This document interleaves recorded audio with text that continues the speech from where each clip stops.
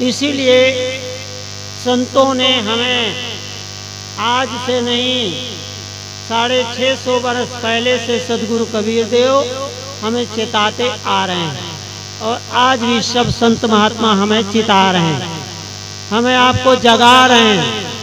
पर हम जग जाएं तो संसार से क्या होगा बोलो? यदि जग गए तो क्या होगा? कोई नहीं बोलते। साहेब कहते हैं जो जागल सो बोलो पढ़े हो बीजक। लोग ना बीजक पढ़े ना रामायण पढ़े और ना गीता पढ़े, और जो लोग पढ़ते हैं वो जानते हैं। साहेब क्या कहते हैं? जो जागल सो, आप बोल दो ना, जोर से बोलो। हाँ, भाग के कहाँ गए बताओ? जो जागल सो भागल हो रमैया राम। सदगुरु कबीर साहब कहते हैं जो जग गया वो भग गया। कहाँ भग गया बताओ? इलाहाबाद चला गया, बुरहानपुर गया, कि भग कर यहाँ अयोध्या आ गया, कि भग कर करखड़ी आ गया सदगुरु श्री ज्ञान साहब जी के आश्रम में। कहाँ भागना है बताओ? कहीं भागना नहीं है आपको, इन्हीं विकारों से भगना है जो हमारी बहन सुना रही थी आपको। सदगुरु कबीर साहब की साखी पर बहुत सुंदर उन्होंने थोड़ा विचार दिए। दूसरी साखी उन्होंने बहुत सुंदर कहा कि सकलो दुर्मत बोल दिया करो, सकलो दुर्मत दूर कर अच्छा जन्म बनाओ, और काग गवन गति छोड़ के कहाँ चले आओ? देखो कहते हैं ना, हंस गवन चलिया। कौवे की गति छोड़ दो और हंस की गति में आओ, अर्थात कौवे का संग छोड़ दो, क्योंकि जैसा करे संग वैसा चढ़े रंग, और जैसे पिए पानी वैसे बोले वाणी, और जैसे खावे अन्न वैसा बने मन। बोलो सदगुरुदेव की। इसीलिए संग का हमारे आपके जीवन में बहुत बड़ा प्रभाव पड़ता है, और हमारे आपके सामने दो ही हैं, एक संग है और दूसरा बोलो, एक तो संग और दूसरा है कुसंग। संग एक है पर उसमें दो उपसर्ग, एक में सु लग गया तो हो गया सुसंग, और दूसरे में कुसर्ग लग गया तो क्या हो गया? कुसंग। अब आप जानते हैं सुसंग में रहेंगे तो शांति मिलेगा, प्रसन्नता मिलेगी, और कुसंग में पहुंच जाओगे तो कुसंग का परिणाम आपने देखा है बहुत भयंकर होता है। हम आप भगवान राम की नगरी में बैठे हुए हैं, और कुसंग का परिणाम था जो 14 बरस का बोलो 14 बरस का वनवास हो गया है। उसकी किसका प्रभाव था बोलो? है ना? कुसंग का प्रभाव था। यदि माता कैकेयी किसका कुसंग किया, किसका संग किया? है ना? मंत्रा देवी का, है ना? एक मंत्रा देवी हुई थी जो अयोध्या में हाहाकार मचा दिया, और आप जानते हैं आज तो कितनी मंत्राएं घर घर गांव गांव घूमती हैं। बोलो सदगुरुदेव की। तो कहाँ से शांति मिलेगी बताओ? तो एक के कुसंग में पड़ने से वो माता कैकेयी जो कहती थी यदि मेरा जन्म हो तो राम जैसा पुत्र मिले और सीता जैसी बहू मिले, और वही माता कैकेयी जब कुसंग में पड़ गई तो क्या कहती है? तापस भेष बोलती है भगवान राम को, बोले ऐसे नहीं जाना राजसी भेष में, बोलते हैं तापस भेष विशेष उदासी 14 बरस राम बन।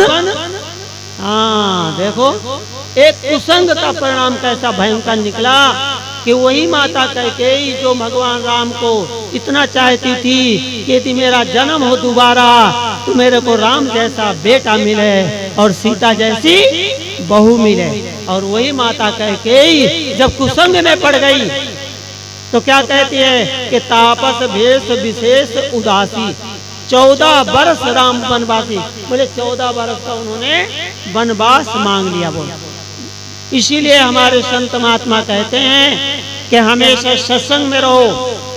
कबीर साहब हमें हमेशा 650 वर्ष 625 वर्ष हो रहा है, अभी हम लोग 26वें वर्ष मना के आए साहब के, तो 626 वर्ष हो रहा है। तो साहब क्या कहते हैं, संगत कीजिए। बोलो, अरे तुम सब जानते हो पर बोलते नहीं हो, क्योंकि जानते हो ना कि हम जानते हैं पर मानते नहीं। जानते सब हैं, कौन नहीं जानता कि तम्बाकू खाने से कैंसर का खतरा है। बोलो, अभी बहन बोल रही थी ना, पर जानते हैं पर मानते हैं। कबीर साहब हमें कहते हैं इसलिए कि जानबूझ जो कपट करते हैं ते संबंध न कोई, और काहे कभी ते मूड को भला कौन विध। बताओ कैसे भला होगा, कैसे कल्याण होगा जो जानते हुए मानता नहीं। इसीलिए कहते हैं हमारा आपका जीवन सुख में हो, शांति में हो। तो आप लोग जानते हैं हमारे महापुरुष सब आए हैं, दूर दूर से आए हैं, और आपको सबको यही बात है जो हम रोज सुनाते हैं, वही बात सब सुनाते हैं। पर कितने लोग कहते हैं महाराज ये तो हम जानते हैं, पर जानते हो तो तुम मानते हो। मैंने कहा था कि समय बड़ी तेजी से जा रहा है, तो सदगुरु कबीर साहब की एक साखी बहुत प्रसिद्ध है, पर आप नहीं बताओगे कि कौन साखी है, पर हम बोलेंगे तो आपको सबको आ जाएगा। बोलो सदगुरुदेव की। साहब बोलते हैं, क्या बोलते हैं बताओ। कबीर साहब के साखी सबको मालूम है, क्या कहते हैं, काल करे सो, आ गया याद, काल करे सो आज कर, आज करे सो अब, और पल में परलय होएगी तो बहुर करोगे। बताओ कौन नहीं जानता। बोलो, सब लोग जानते हैं पर मानते हैं। जो माने कि भाई कोई जीवन का भरोसा नहीं है, काल करे सो आज कर। साहब कहते हैं कल का कोई भरोसा नहीं है। भगवान राम को कहा गया कि कल राज्याभिषेक किया जाएगा, और प्रातः काल हो गया क्या, 14 साल का वनवास। इसीलिए कोई भरोसा नहीं है। तो साहब कहते हैं काल करे सो आज कर। यदि तुम्हें कुछ दान करना है, कुछ धर्म करना है, कुछ सेवा करना है, पूजा पाठ करना है, जो भी काम करना है बोले आज करो, कल का कोई भरोसा नहीं है। भरोसा है हा? भरोसा होता तो कभी क्यों कहता, क्या भरोसा है इस जिंदगी का, साथ देती नहीं ये किसी का। जिंदगी का भरोसा है किसी का। आज हम लोग राम दरबार गए देखने के लिए, जब वहां से लौट रहे थे तो हमारे संतों ने सफेद चप्पल दिखाई दिए। तो भाई बोलते हैं सफेद वस्त्र पहनते हैं, सफेद चप्पल भी होना चाहिए। आजकल लोग जो है मैचिंग मिलाते हैं, जैसा ड्रेस वैसा सब भेष, ऐसे तो चप्पल भी सफेद। तो लेने लगे तो हमारे महात्मा बोले इनकी कुछ गारंटी है। वो 100 रुपया बोला कि 100 रुपया है, तो बोले कुछ गारंटी। तो कितनी बढ़िया बात बोला वो। बोलो बेचने वाला क्या बोलता है, महाराज इस जीवन का कोई गारंटी नहीं है। बोलो सदगुरुदेव की। जब जीवन की कोई गारंटी नहीं है तो चप्पल की कौन गारंटी दे, बताओ। इसीलिए कभी कहता है क्या भरोसा है इस जिंदगी का, साथ देती नहीं ये किसी का। श्वास रुक जाएगी चलते चलते, समा बुझ जाएगी जलते जलते, दम निकल जाएगा आदमी का, क्या भरोसा है इस जिंदगी। बोलते हैं जिंदगी का कोई भरोसा नहीं है, इसीलिए हम वादा ना करें। और वादा करते रहोगे तो वादा कभी पूरा होने वाला नहीं।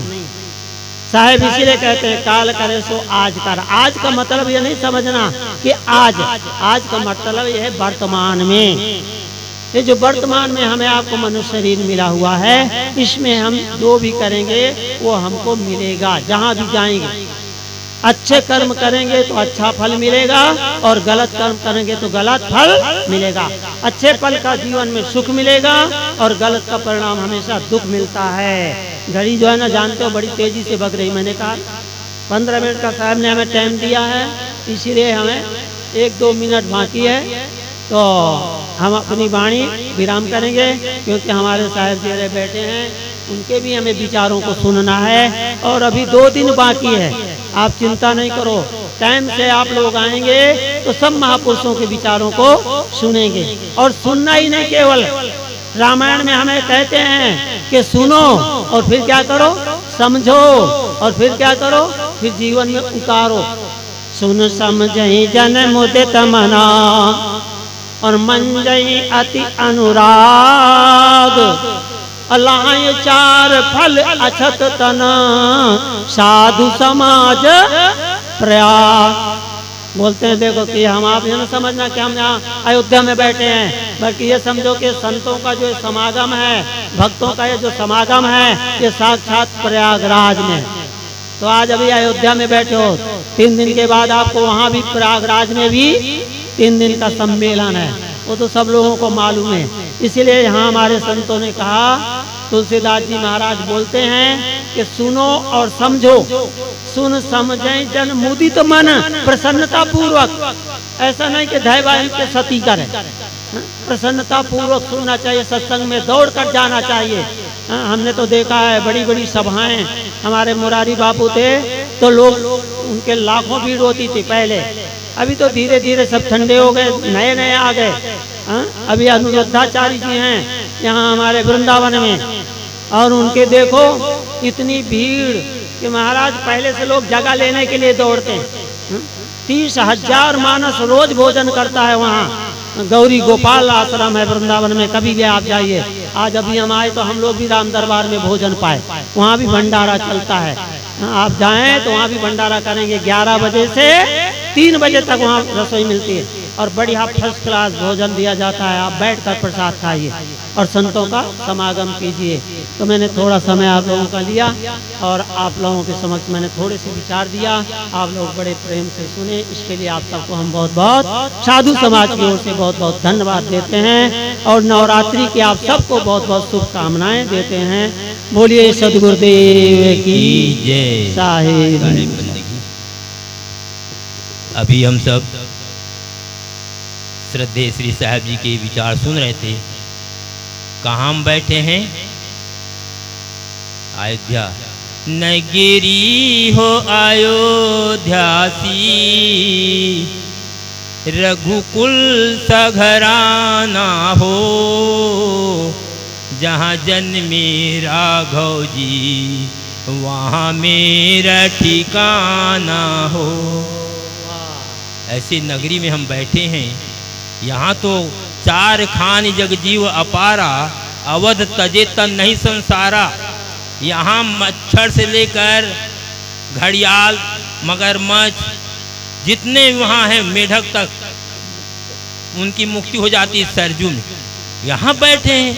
लेकिन आज साथियों बहुत खेद के साथ कहना पड़ता है कि आप सब देख रहे हैं, यहाँ कहने की आवश्यकता नहीं है।